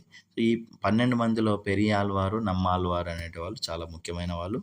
పెరియాల్వారు కుమార్తె ఆండాల ఆల్వార్లలోని ఒకే ఒక్క మహిళ. సో ఇది ఇట్లాంటి క్వశ్చన్ ఖచ్చితంగా అడుగుతారు, గుర్తుపెట్టుకొని. పెరియాల్వారు కుమార్తె అయిన ఆండాల్ ఆల్వార్లలో ఒకే ఒక్క మహిళ. ఆల్వార్లలో 12 మంది ఉంటే 12 మందిలో ఒక్క ఆమె మహిళ ఉన్నది. ఆమె పేరే ఆండాలు. సో ఈ ఆండాల్ అనేట ఆమె ఒకే ఒక్క మహిళ ఆల్వారు. ఆ ఆల్వారు ఎవరు అంటే పెరియాల్వారు కుమార్తె. పెరియాల్వారు కూడా ఈ ఆల్వార్లలో సభ్యుడే. ఇక వీళ్ళు విష్ణువును స్తుతిస్తూ పాడేవాళ్ళు. అటువంటి ఆ పాటలను పాశురాలు అని పిలిచేవారు. అలాగే నమ్మాల్వారు పాడిన పాటలు కూడా ఇక్కడ కింద దిగువ ఇచ్చారు. సో నమ్మాల్వారు ఏం పాడిండో, తండ్రి నీవే ఓ పరమాత్మ, తండ్రి నీవే, ఇటువంటి పాటలు అనేటివి పాడింది. సో నమ్మాల్వారు విష్ణువును ప్రపంచ సృష్టికర్తగా భావించుండు. ఒక తండ్రి బిడ్డకి ఎంత సన్నిహితంగా ఉంటాడో అంత సన్నిహితంగా భగవంతుడు కూడా భక్తుడికి ఉంటాడు అని నమ్మిండు. సో నమ్మాల్వారు చాలా రకాల పద్యాలు రాసిండు అన్నట్టు.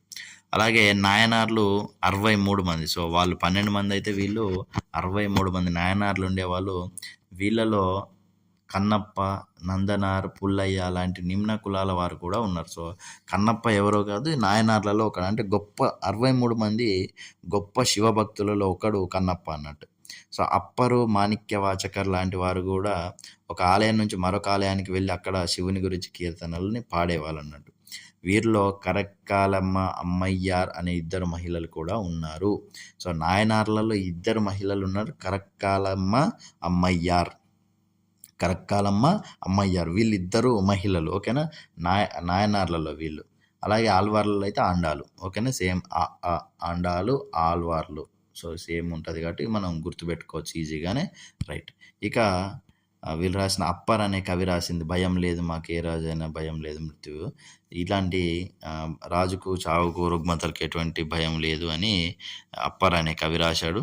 అలాగే మరొక కవిత్వం చూడండి, పరమశివ నిన్ను భజయింతుము నాకు ముక్తి నిమ్ము అని మాణిక్యవాచకర్ అనేట ఆయన రాసిండు. సో శివుని ధ్యానంతో తాను పొందే ఆనందాన్ని గురించి, ఇతరులు దాన్ని అర్థం చేసుకోలేకపోవడం గురించి ఆయన రాసిండు అన్నట్టు. సో ఇది మనకు ఆ కాలంలో ఏర్పడిన వైష్ణవ శివ ఆరాధనలు, అలాగే భక్తులు, భాగవతులు ఈ విధంగా ఉండేదన్నట్టు భగవంతుని పైన ప్రేమకు సంబంధించి. ఇక ఇంకొకటి స్టార్ట్ అయింది ఇక్కడ ఏంటిదంటే క్రైస్తవ మతం. సో ఈ క్రైస్తవ మతాన్ని ఎవరు స్టార్ట్ చేశారు మనందరికీ తెలుసు, యేసుక్రీస్తు. ఈయన తూర్పు మధ్య ప్రాంతంలో ఇజ్రాయెల్, పాలస్తీనాల్లో ఈ క్రైస్తవ మతం అనే కొత్త మతం అభివృద్ధి చెందింది. సో ఈ ఇజ్రాయెల్, పాలస్తీనాల్లో ఇది ఫస్ట్ స్టార్ట్ అయింది అన్నట్టు. సో ఇక్కడ మన దేశంలోని ఒక పెద్ద చర్చిని చూడొచ్చు, చెన్నైలో ఉంది. ఇది Saint Thomas basilica church. Saint Thomas basilica church. దీన్ని ఈ సెయింట్ థామస్ బసిలికా చర్చ్ని ఎప్పుడు నిర్మించారంటే 1523లో దీన్ని నిర్మించారు. దీనికి ఎవరి పేరు పెట్టిల్లంటే 2000 సంవత్సరాల క్రితం ఒక ఆయన మన దేశానికి వచ్చిండు, సెయింట్ థామస్ అనేట ఆయన. సో ఆయన పేరు మీద పెట్టిండు. ఆయన ఒక మత గురువు అన్నట్టు క్రైస్తవంలో. ఇక క్రైస్తవ మతము యేసుక్రీస్తు పేరు మీద స్థాపించబడితే 2000 సంవత్సరాల క్రితము ఇజ్రాయిల్లోని జెరూసలం దగ్గర బెత్లెహేమ్ ఉన్నది. ఆ బెత్లెహేమ్లో యేసుక్రీస్తు జన్మించాడు. సో ప్రజలంతా యేసుక్రీస్తు సమానమని బోధించిండు. ప్రజలంతా సమానమని, అందరికీ ఒకరి పట్ల ఒకరు శాంతి, ప్రేమ ఉండాలని చెప్పిండు. సో ఈ విధంగా ఉన్నప్పుడు ఆయనను చాలామంది రాజులు వ్యతిరేకించారు. బైబిల్ అనేది క్రైస్తవుల యొక్క పవిత్ర గ్రంథం. సో ఆయన చేసిన ముఖ్యమైన బోధనలో పర్వతం మీద ప్రసంగం అనేది చాలా famous. So sermon on the mount, ఈ పర్వతం మీద ప్రసంగం అనేది చాలా ఫేమస్ అన్నట్టు. సో దాంట్లో చాలా రకాల విషయాలు చెప్పిండు ఆయన. సో ఆ విషయాల్లో కొన్నిటిని మనకు ఇక్కడ ఇవ్వడం జరిగింది. సో ఆ విషయాలు ఏంటి అనేది మనం ఒకసారి చూద్దాం. ఓకేనా. ఇక్కడ క్రైస్తవ మతంలో కనికరం గలవారు ధన్యులు, కనికరం పొందుతారు, హృదయశుద్ధి గలవారు ధన్యులు, ఇటువంటి వాక్యాలు అనేటివి ఇచ్చే. పరలోకంలో మీ తండ్రికి కుమారులే ఉండేందుకు మీ శత్రువులను కూడా ప్రేమించండి, ఇట్లాంటి మంచి విషయాలు అనేటివి చెప్పిండు. సెయింట్ థామస్ యేసుక్రీస్తు శిష్యుడు కాబట్టి ఆయన రోమన్ నుంచి వచ్చే వర్తకులతోటి భారతదేశానికి వచ్చి క్రైస్తవ మతాన్ని ప్రచారం చేసిండు. ఆయన పేరే సెయింట్ బసిలికా చర్చికి పెట్టిల్లు. సెయింట్ థామస్ బసిలికా చర్చ్ అని చెన్నైలో ఉంటుంది. ఇక ఇస్లాం మతం. సో ఈ ఇస్లాం మతము అనేది అరేబియాలో పుట్టింది. దీనికి మహమ్మద్ ప్రవక్త స్థాపించిండు దీన్ని. సో మహమ్మద్ ప్రవక్త అనే అతను మక్కాలో 570లో జన్మించాడు. 570లో మక్కాలో జన్మించాడు మహమ్మద్ ప్రవక్త. ఈయన దేవుడు ఒక్కడే అని, తల్లిదండ్రుల దృష్టిలో పిల్లలు సమానము, దేవుని దృష్టిలో అందరు సమానమని విగ్రహాలు పూజించడం అనేది సరికాదు, ఎందుకంటే అల్లాకు రూపం లేదు అని చెప్పిండు ఈయన. ఇక మహమ్మద్ను అల్లా దూతగా పరిగణిస్తారంటే, ఈ మహమ్మద్ ప్రవక్తను అల్లా నుంచి వచ్చిన దూతగా అందరూ భావిస్తారు. అల్లా బోధనలు ఖురాన్లో ఉన్నాయని ముస్లింలు అంటారు. ఖురాన్ అనేది ఇస్లాంల యొక్క ముఖ్యమైన మత గ్రంథం అన్నట్టు. సో అల్ ఫతిహా, అల్లా మాత్రమే స్తుతింపదగినవాడు, ఆయన సకల లోకాలకు ప్రభువు. ఇట్లా అల్లా గురించి కొన్ని వాక్యాలు ఇవ్వడం జరిగింది. సో ఇది కేరళలో ఉన్న ఒక చర్చ్ మసీద్ అన్నట్టు. సో కేరళలో చెరమాన్ మసీద్ అనేది ఉంది. సో చెరమాన్. సో ఈ చెరమాన్ మసీదు భారతదేశంలోనే మొట్టమొదట నిర్మించిన మసీదుగా భావిస్తారు. సో భారతదేశంలో మొట్టమొదట నిర్మించిన మసీదు ఏంటిదండి? చెరమాన్ మసీదు. ఈ చెరమాన్ మసీదు కేరళలో ఉన్నదండి, గుర్తుపెట్టుకోండి. ఓకేనా. మొట్టమొదటి మసీదు అంటే ఇది. భారతదేశంలో ఓడరేవులను సందర్శించిన అరబ్ వర్తకులు ఇస్లాం మతాన్ని తీసుకురావడం జరిగింది. సో, అరబ్ వాళ్ళు కొంతమంది ఓడరేవుల ద్వారా భారతదేశానికి వచ్చిళ్ళు. సో, ఇస్లామిక్ పండితులు, ఋషులు, సన్యాసులు, వర్తకులు అందరూ ఇక్కడికొచ్చి స్థిరపడినారు. సో, ఆ విధంగా ఇస్లాం అనేది వ్యాప్తి చెందడం జరిగింది.